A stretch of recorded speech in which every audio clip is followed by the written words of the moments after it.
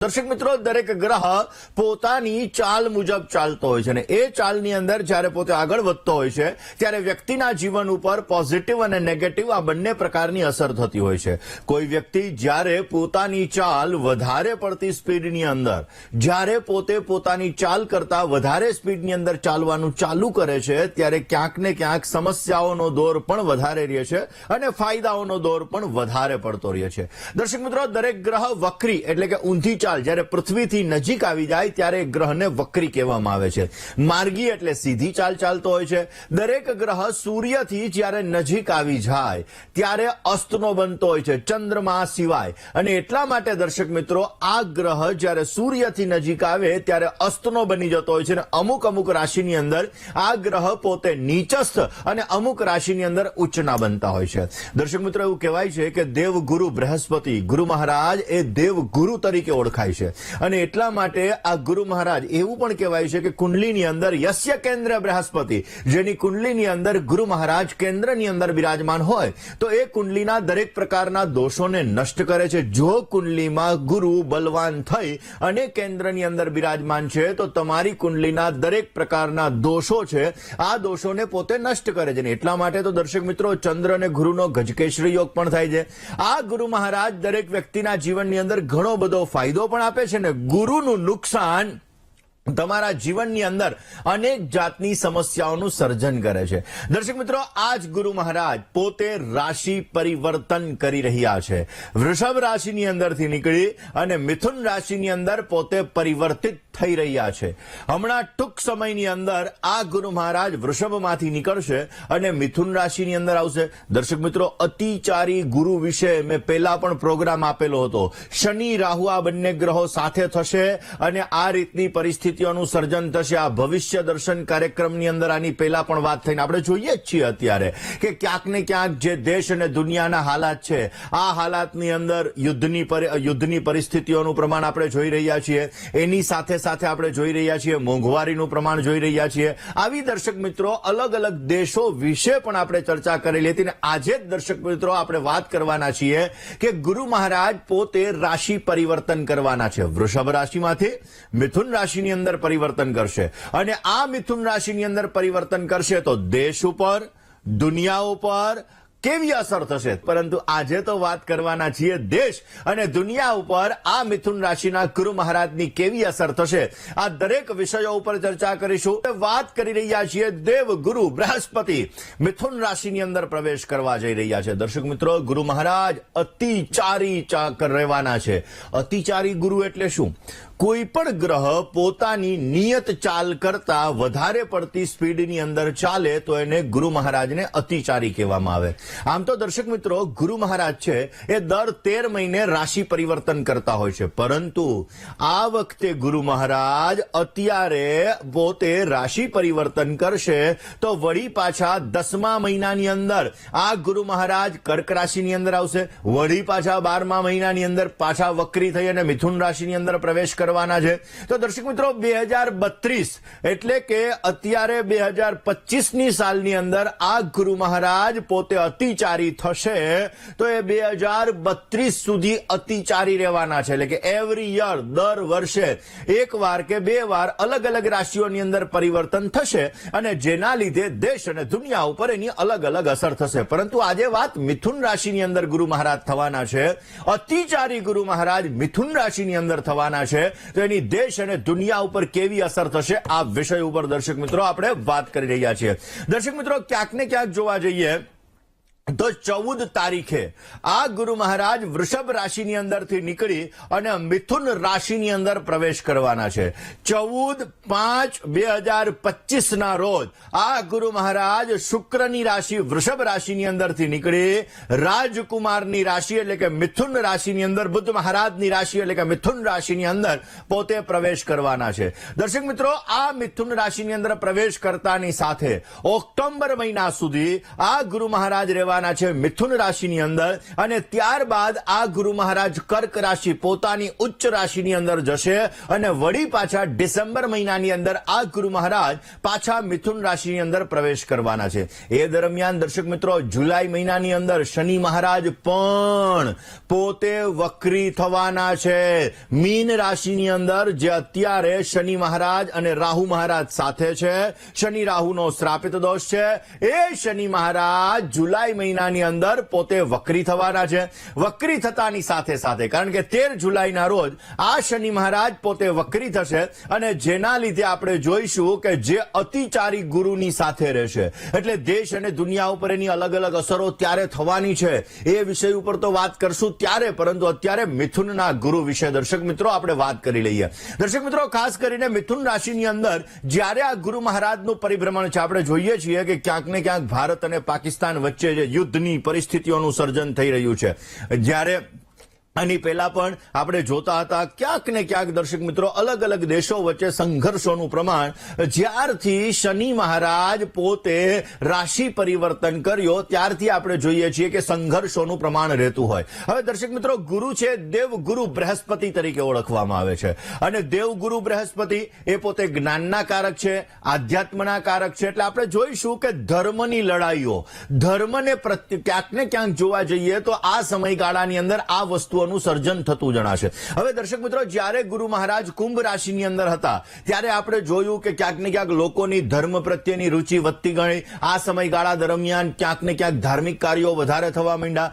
Mean રાશિની અંદર જ્યારે આ ગુરુ મહારાજ પોતે પ્રવેશ કરી ગયા કરવાના છે, ત્યાં ખાસ કરીને મિથુન રાશિની અંદર, વૃષભ રાશિની અંદર ગુરુ મહારાજ હતા, મીન રાશિની અંદર પોતે પ્રવેશ કરી રહ્યા છે ત્યારે, અને જ્યારે કુંભ રાશિની અંદર શનિ મહારાજ હતા ત્યારે ધર્મ પ્રત્યેની રુચિઓ વધી.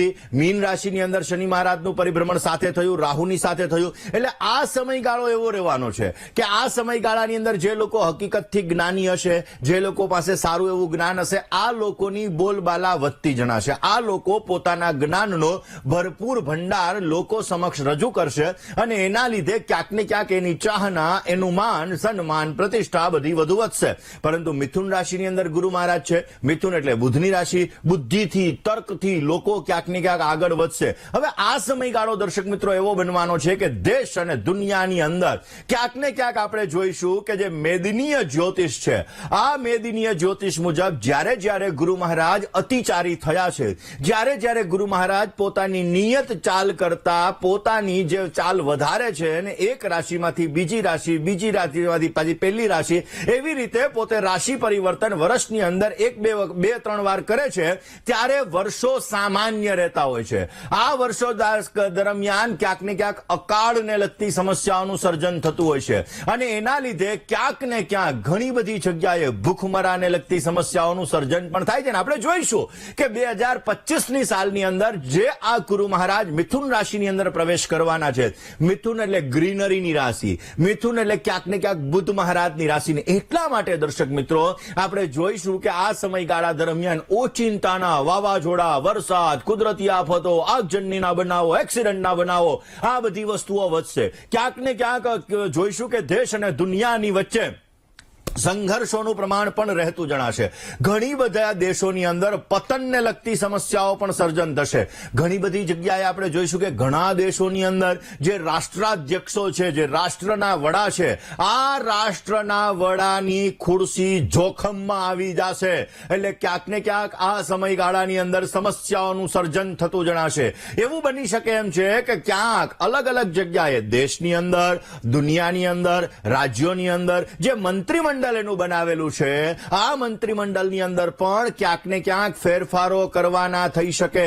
એટલે મંત્રીમંડળની અંદર ઘણા બધા ફેરફારો થાય. દેશ અને દુનિયાની અંદર પણ ઘણી બધી ચહલપહલ આ સમયગાળા દરમિયાન આપણે જોઈ શકશું. દર્શક મિત્રો, આપણે જોઈશું કે દક્ષિણ પશ્ચિમની અંદર જે ખાસ કરીને વરસાદને લગતી સિસ્ટમ જનરેટ ક્રિએટ થાય છે, એ શનિ ગ્રહના લીધે, શનિ મીન રાશિની અંદર જે પ્રવેશ કરવાના છે, કરી ગયા છે, એના લીધે આપણે જોઈશું કે આ સમયગાળાની અંદર આપણે જોઈશું કે જે વાતાવરણ રહેશે એ અલગ અલગ જગ્યાએ વાતાવરણમાં ચેન્જીસ આવતા જણાશે. શિયાળાની અંદર આપણે ચોમાસું જોઈ શકીશું, ઉનાળાની અંદર આપણે ચોમાસું જોઈ શકીશું. આવી વસ્તુઓનું સર્જન ક્યાંક ને ક્યાંક બનતું જણાશે. એટલે કમોસમી વરસાદનું પ્રમાણ, વાતાવરણની અંદર પલટો, આ બધી વસ્તુઓનું સર્જન આ અતિચારી ગુરુ દરમિયાન, મિથુન રાશિની અંદર ગુરુ દરમિયાન આ વસ્તુઓનું સર્જન થતું જણાશે. ક્યાંક ને ક્યાંક દર્શક મિત્રો આપણે જોઈશું કે આ સમયગાળો એક એવો સમયગાળો રહેશે કે સંઘર્ષોનું પ્રમાણ વધી શકે, પીળી વસ્તુઓના ભાવ વધતા જણાય, કદાચ સોનાના ભાવ વધી શકે,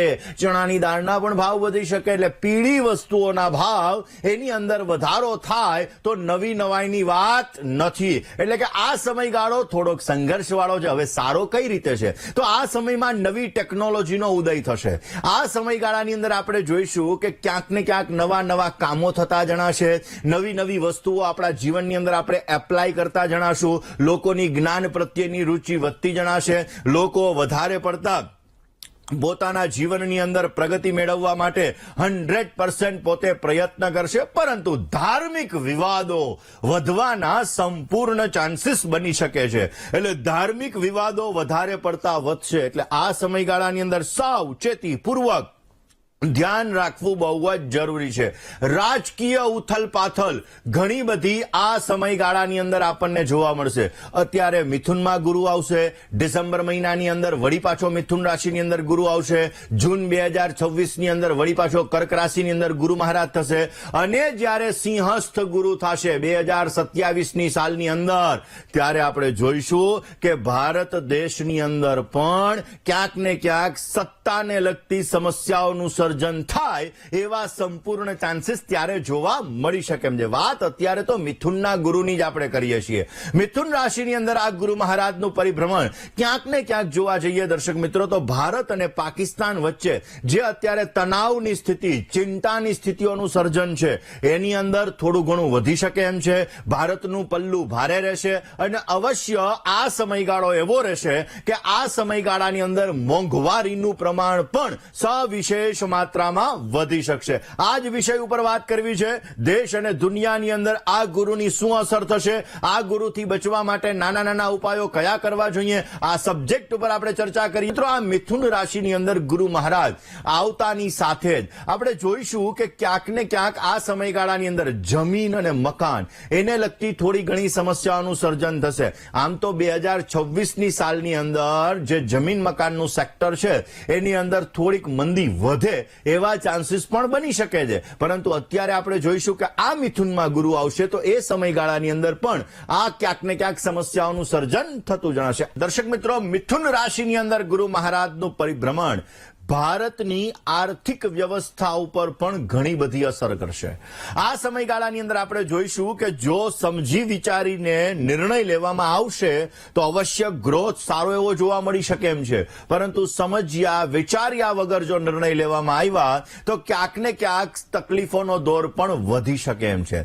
આ સમયગાળાની અંદર આપણે જોઈશું કે મિથુન રાશિની અંદર ગુરુ મહારાજ આવશે એટલે સરકાર પોતાની જે નીતિ નિયમો છે એની અંદર ઘણા બધા બદલાવ કરશે.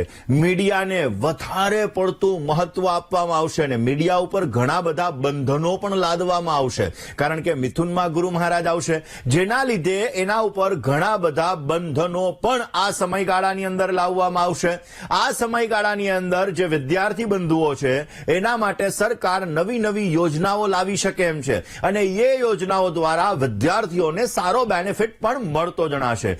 મિથુન રાશિની અંદર ગુરુ મહારાજ ક્યાંક ને ક્યાંક જોવા જઈએ તો નવા વિકાસને લગતી લાભો ઉત્પન્ન થાય એવા સંપૂર્ણ યોગો જણાઈ રહ્યા છે. આ સમયગાળાની અંદર ભારત દેશ ઉપર ઘણા બધા આરોપો પણ લાગી શકે એમ છે અને આ આરોપો પ્રત્યારોપોની અંદરથી મુક્ત થવા માટેના કૂટનીતિજ્ઞ પ્રયોગો કરવામાં આવે ને એના દ્વારા અવશ્ય લાભ પણ મળી શકે. દર્શક મિત્રો, આ સમયગાળો એવો હશે કે આ સમયગાળાની અંદર મિથુન રાશિની અંદર જે ગુરુ મહારાજનું પરિભ્રમણ થશે, ઘણા બધા લોકો એવું કહે છે ને કે સોનું 55,000 આવી જશે, 60,000 આવી જશે, તો જે ગ્રહોની ચાલ છે, આ ગ્રહોની ચાલ મુજબ એવું કહી શકાય કે આ સોનામાં, આ કોપરમાં બધામાં બ્લાસ્ટ થવાના ચાન્સીસ છે. એટલે કે એટલો બધો ભાવ વધારો આપણને જોવા મળી શકે કે ક્યાંક ને ક્યાંક લોકોને એમ થાય કે ઓહો, એટલો બધો ભાવ વધારો, આવી વસ્તુઓ જોવાનું પ્રમાણ બની શકે કે આવી વસ્તુઓ થવાના સંપૂર્ણ ચાન્સીસ થઈ શકે. ઓઇલની અંદર, ક્રૂડની અંદર, ગેસની અંદર ભાવ ઘટાડો પણ આ સમયગાળાની અંદર આપણને જોવા મળી શકે એમ છે. દર્શક મિત્રો, મિથુન રાશિની અંદર જ્યારે ગુરુ મહારાજનું પરિભ્રમણ ચાલુ થાય એટલે ક્યાંક ને ક્યાંક જોવા જઈએ તો ત્યારે વ્યક્તિઓમાં જિજ્ઞાસા વધતી જણાશે. નવું નવું જાણવાની ઈચ્છાઓ, નવા નવા વિચારો મનની અંદર ઉત્પન્ન થતા જણાય. લોકો એકબીજા સાથે હળીમળીને રહેવામાં, વાતચીત કરવાની અંદર વધારે પડતો આનંદ ઉઠાવશે. આ સમયગાળાની અંદર એવું પણ બની શકે કે ક્યાંક ને ક્યાંક મેન્ટલી ડિસ્ટર્બન્સ પણ આ સમયગાળાની અંદર થોડું ઘણું વધતું જણાશે. આ સમયગાળાની અંદર જો ભરોસો રાખવામાં આવે અને એ ભરોસો સારા વ્યક્તિ ઉપર, સાચા વ્યક્તિ ઉપર રાખવામાં આવે તો પોઝિટિવ રિઝલ્ટ મળે. બાકી ભરોસાની અંદર પણ સમસ્યાઓનું સર્જન થાય એવા સંપૂર્ણ ગ્રહ યોગો આ સમયગાળા દરમિયાન બનશે. માટે કોઈ પણ કાર્ય કરવું હોય સમજી વિચારીને કરવું બહુ જ જરૂરી રહેશે.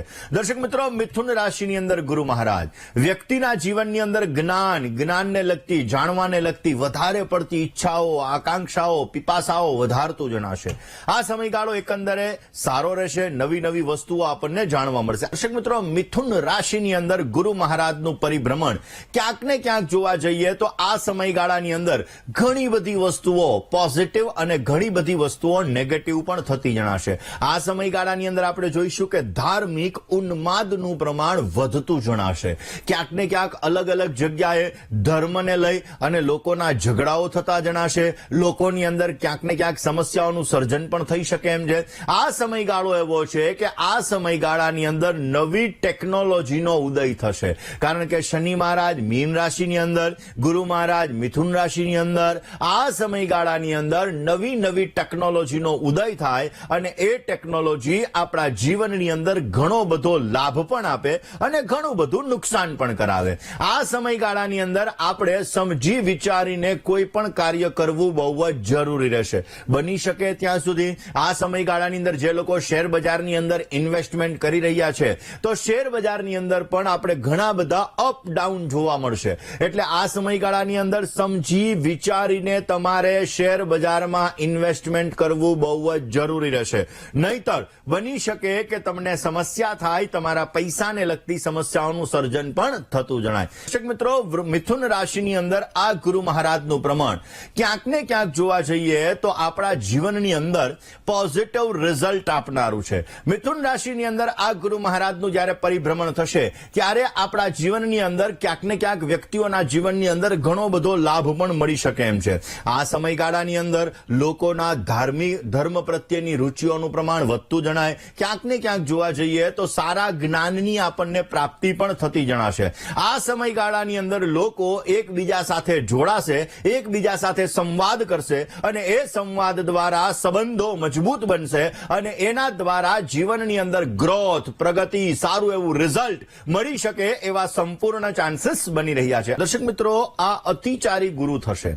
અતિચારી ગુરુ કારણ કે દરેક દેશ છે એના ઉપર અલગ અલગ ગ્રહોનો પ્રભાવ પડતો હોય. એવી રીતે ભારત દેશનું વર્ચસ્વ દેશ અને દુનિયાની અંદર વધતું જણાશે.